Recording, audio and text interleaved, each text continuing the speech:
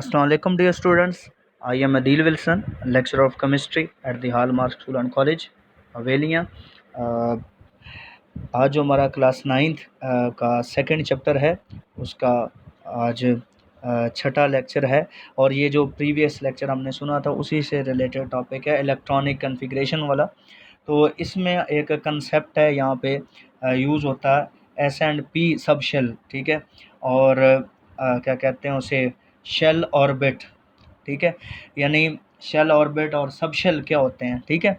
तो इनके बारे में हम पहले सीखते हैं, फिर हम प्रॉपर सीखेंगे कि किस तरह हम इलेक्ट्रॉन्स को डिस्ट्रीब्यूट कर सकते हैं ऑर्बिट शेल्स के अंदर, ठीक है।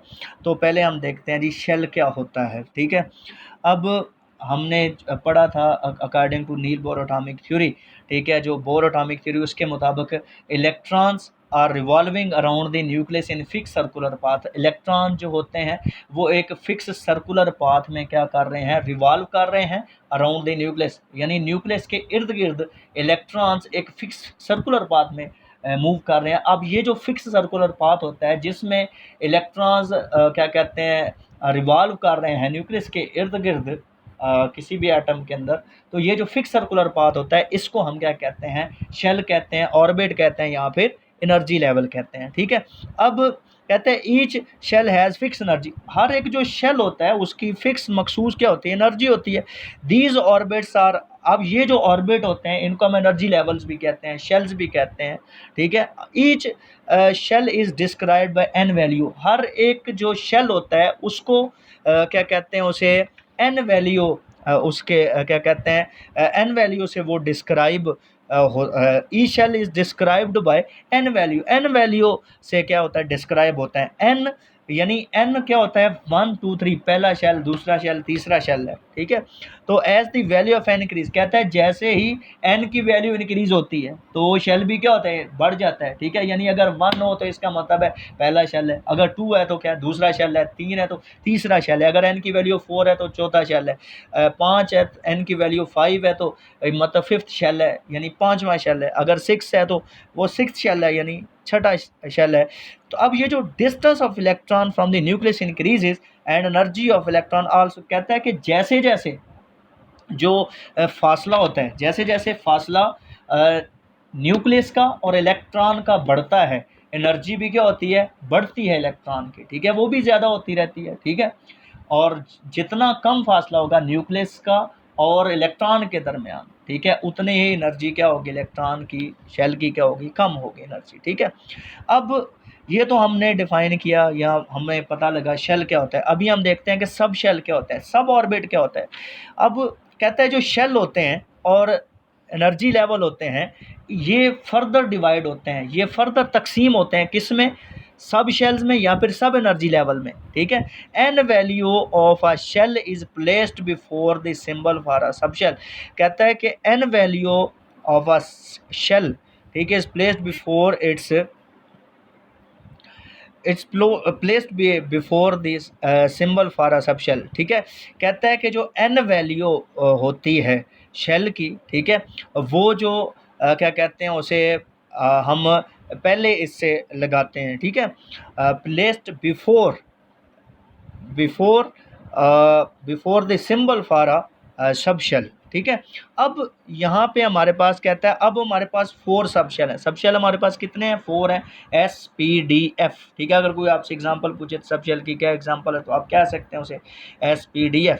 दीज आर स्पेक्ट्रोस्कोपिक टर्म्स, ये स्पेक्ट्रोस्कोपिक टर्म्स हैं।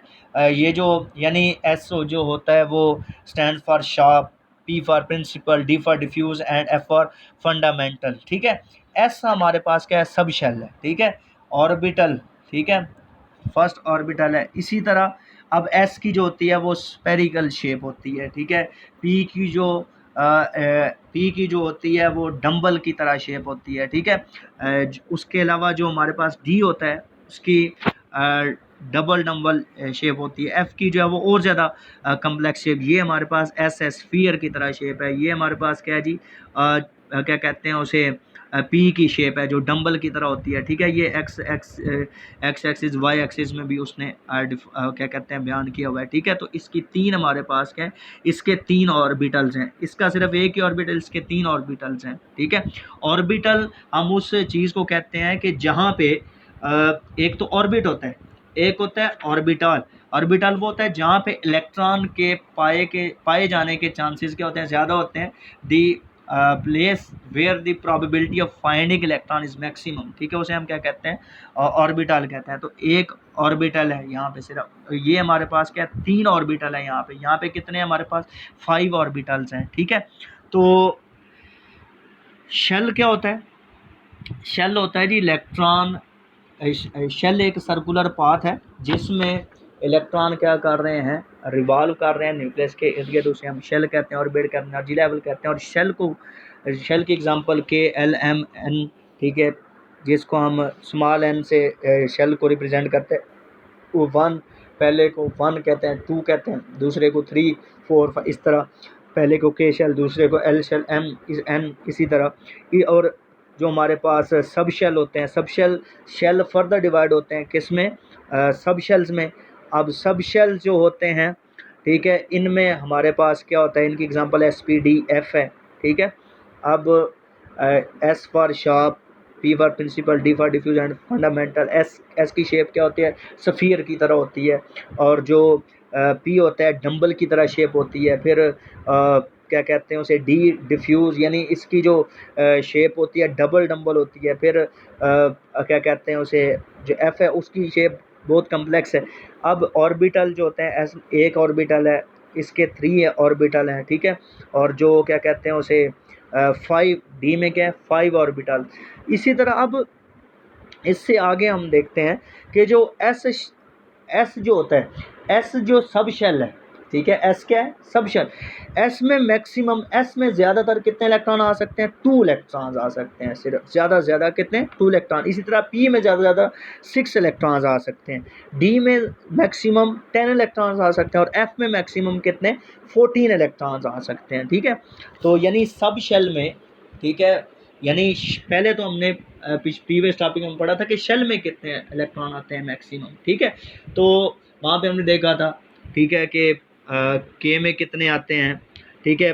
वहाँ पे हमने देखा था कि जो के शेल है, के में मैक्सिमम 2 इलेक्ट्रॉन्स आते हैं। इसी तरह जो एल है उसमें 8 इलेक्ट्रॉन मैक्सिमम आते हैं। इसी तरह जो एम है उसके अंदर 18 इलेक्ट्रॉन्स आते हैं मैक्सिमम। इसी तरह जो 4 है, यानी एन शेल जो है उसके अंदर 32 इलेक्ट्रॉन्स मैक्सिमम आ सकते हैं।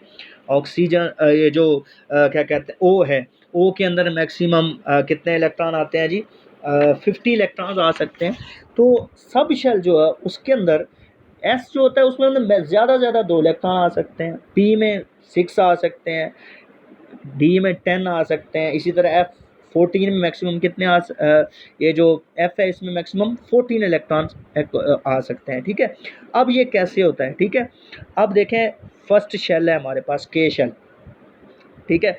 अब इसमें 2 and 2 रूल अप्लाई किया हमने, 2 इलेक्ट्रॉन आते हैं, ठीक है, एक ही।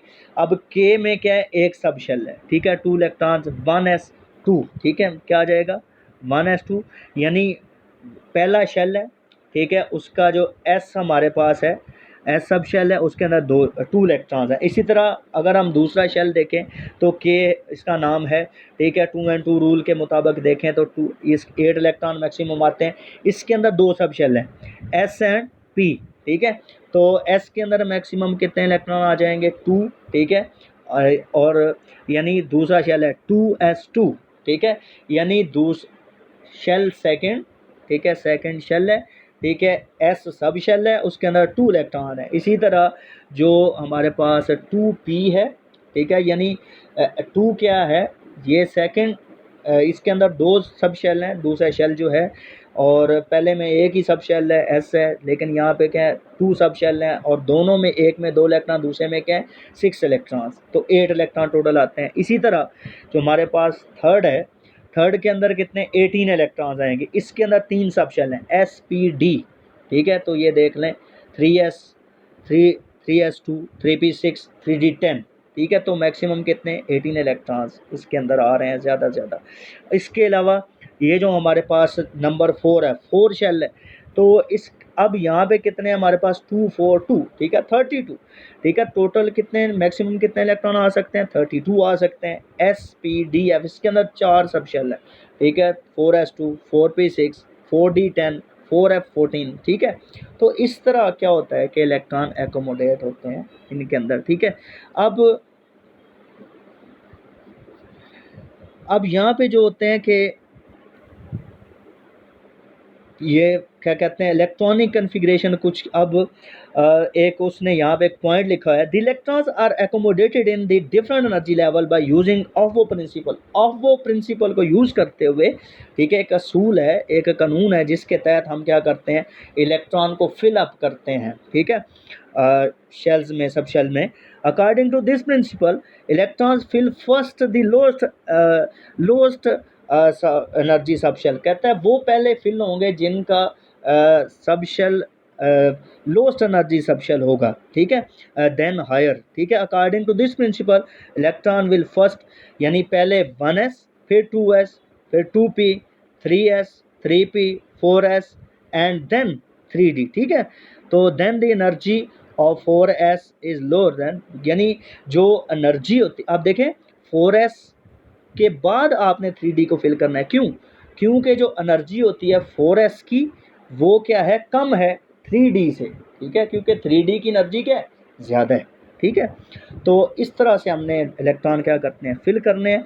तो ये कुछ एग्जांपल्स इसकी लिखी हुई हैं, ठीक है, जैसे हीलियम है, ठीक, हाइड्रोजन है, हाइड्रोजन का एटॉमिक नंबर 1 है, तो इसके अंदर है ही एक इलेक्ट्रॉन है, ठीक है। तो जब एक ही इलेक्ट्रॉन है तो क्या हो जाएगा, एक शेल है, ठीक है, सब शेल एक ही है, ठीक है, 1s1, ठीक है। इस तरह हीलियम है, ठीक है, हीलियम क्या है जी, 2 इलेक्ट्रॉन्स हैं, तो 1s2, ठीक है, एक ही शेल है, इसमें भी 2 आ जाएगा। इसी तरह लिथियम है, ठीक है, 3 इसके अंदर इलेक्ट्रॉन्स हैं, ठीक है, इसका एटॉमिक नंबर क्या है, 3, ठीक है। तो पहले में कि 1s2, ठीक है, उसके बाद 2s1, ठीक है, तो 3 इलेक्ट्रॉन है और ज़्यादा है ही नहीं इसके अंदर, ठीक है। तो इस तरह से क्या कर सकते हैं हम, एटम्स की इलेक्ट्रॉनिक कन्फिग्रेशन कर सकते हैं, यानी इलेक्ट्रॉन्स को डिस्ट्रीब्यूट कर सकते हैं एटम्स के शेल्स में और सब शेल्स में।